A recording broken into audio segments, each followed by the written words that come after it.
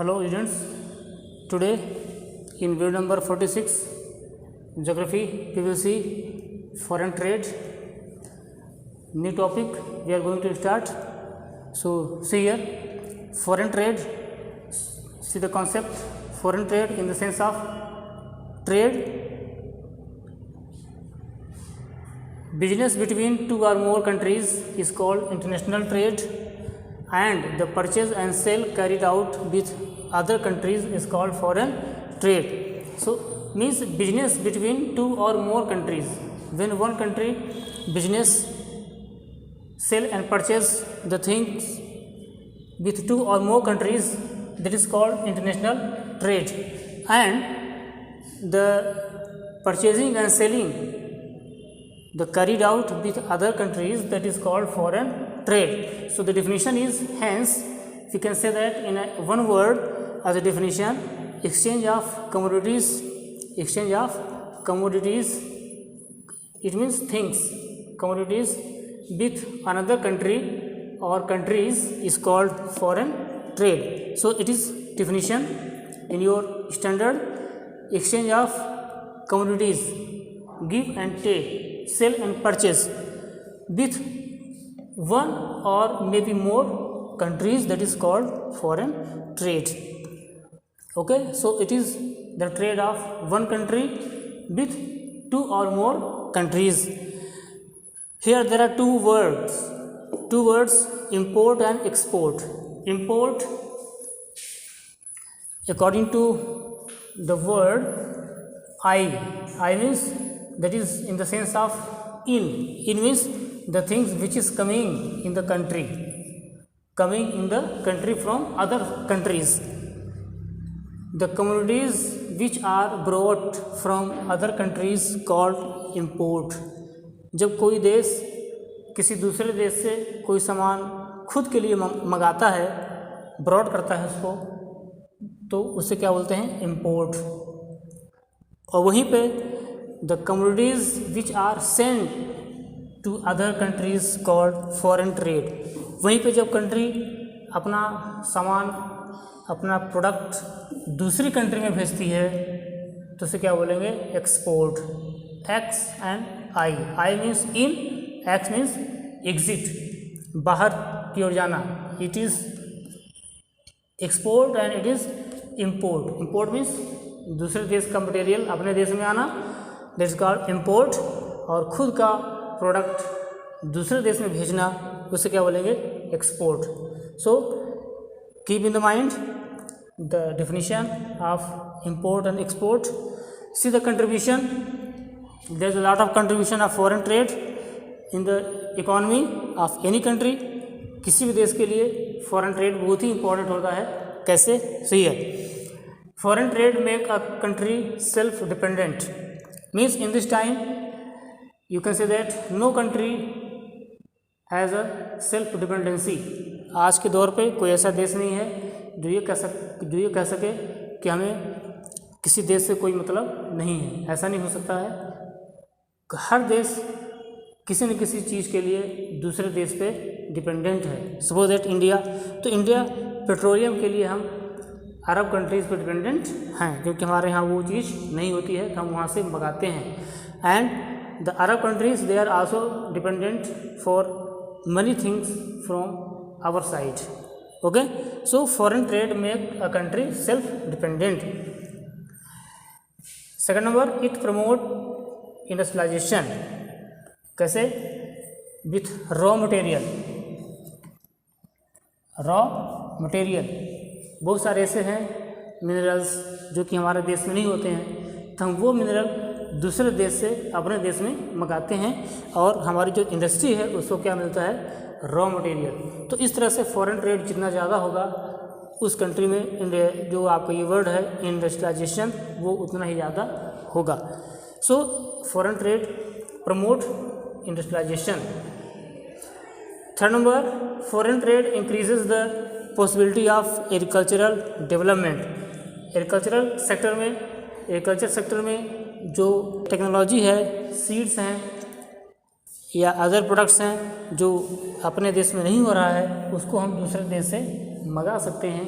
या दूसरे देश में भेज सकते हैं। That is increases the possibility of agricultural development. Development कब होता है? जब प्रोडक्ट्स किसी देश में भेजा जाए और वहाँ से किसी और कंट्री से प्रोडक्ट्स मंगाया जाए, that is called development. Development कभी भी वन साइडेड नहीं होता, इट इज़ बोथ साइडेड। अब देखिए, with the help of foreign trade, the currency that is called foreign currency which earned is utilized for economic development। foreign trade से जो हम currency लेते हैं या प्राप्त करते हैं, suppose that dollar, pounds, so that is utilize for economic development, foreign currency.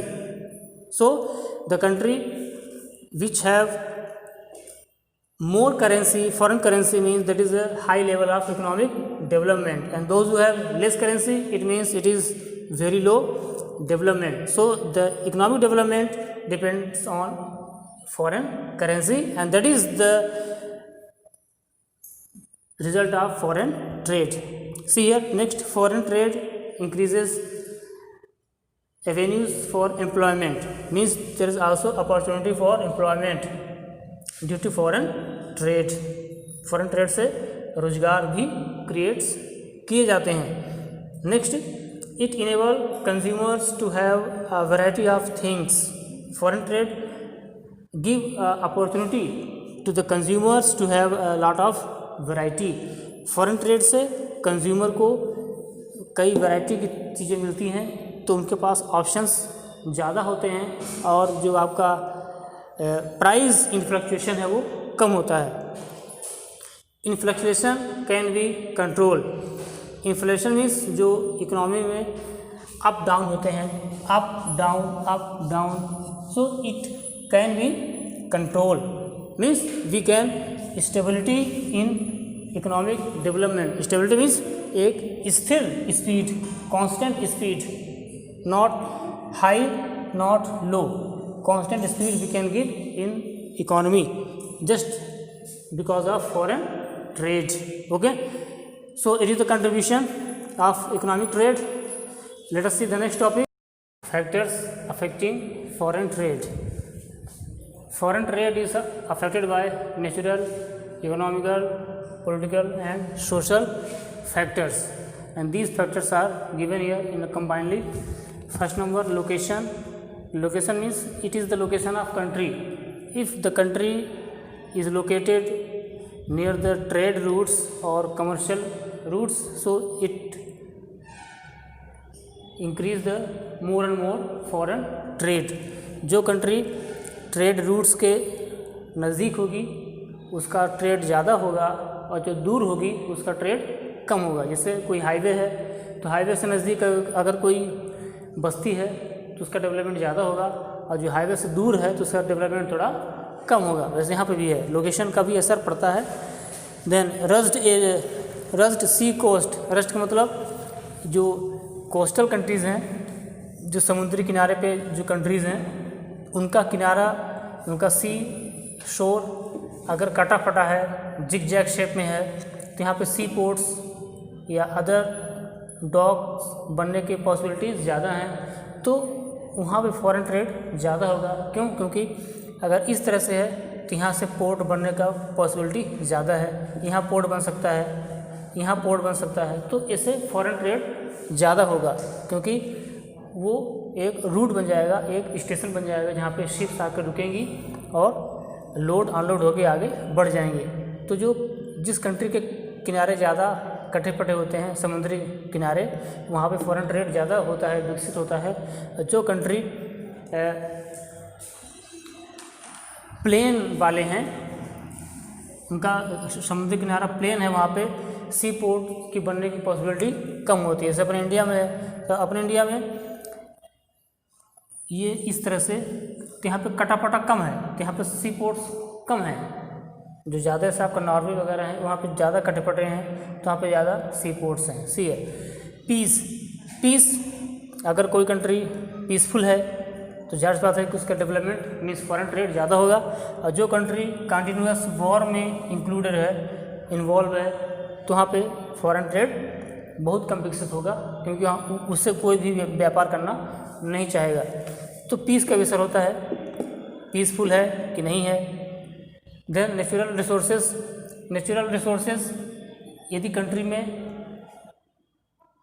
Diversity है नेचुरल रिसोर्सेज की, तो जो रिसोर्सेज हैं इसकी वजह से फॉरेन ट्रेड भी ज़्यादा होगा, उसकी डिमांड ज़्यादा होगी, उस कंट्री के पास तरह तरह के रिसोर्स होंगे, तो वो उसका एक्सपोर्ट अधिक से अधिक कर सकता है।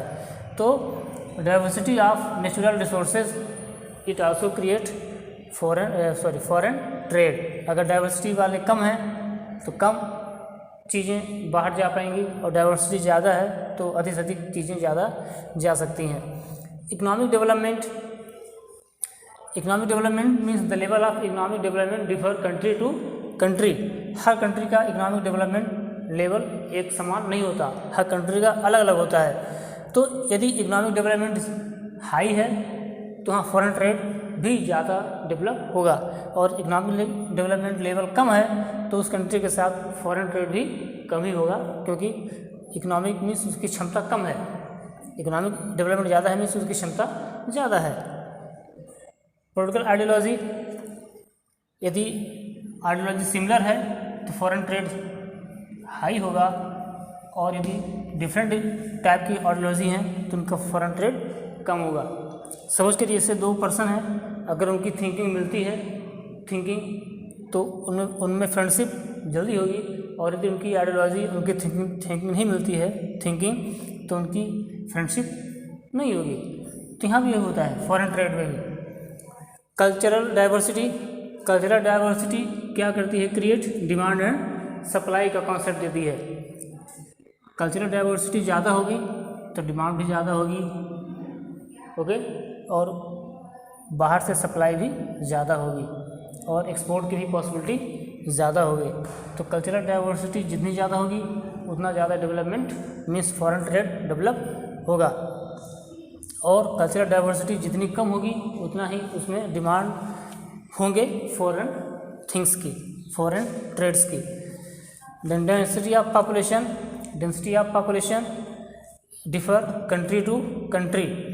इफ़ डेंसिटी हाई लेवल की है, डेंसिटी ज़्यादा है, तो यह बात है कि वहाँ का लिविंग स्टैंडर्ड लो है, क्योंकि पॉपुलेशन ज़्यादा है तो लिविंग स्टैंडर्ड लो है, तो वहाँ पे डिमांड कम होगी।